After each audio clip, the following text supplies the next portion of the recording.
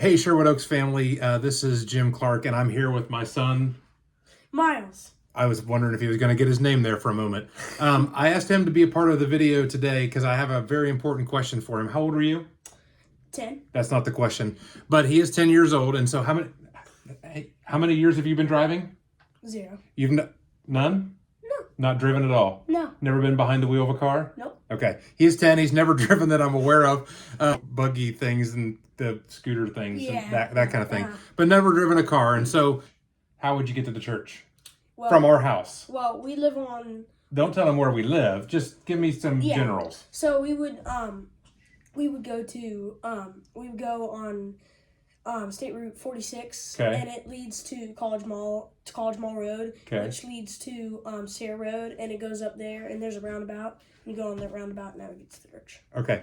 Did you know that there were other ways to get to church? Yes, I did. Do you know any of those other ways? No, I don't know, but I know that you go some of those ways sometimes. Right. There are some other ways to get to church from our house, but one of them is the primary way that we get to church, and that's the way that Myles mentioned. He would leave our neighborhood and go down 46 and go down College Mall and end up on Sarah Road.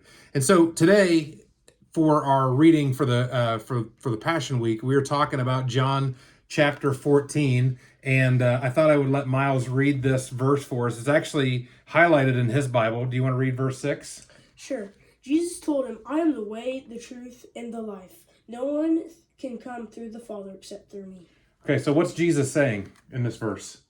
He's saying that you can't live without me. If you live without me, then you have no purpose. Okay, is there any other way to get there other than through Jesus? No.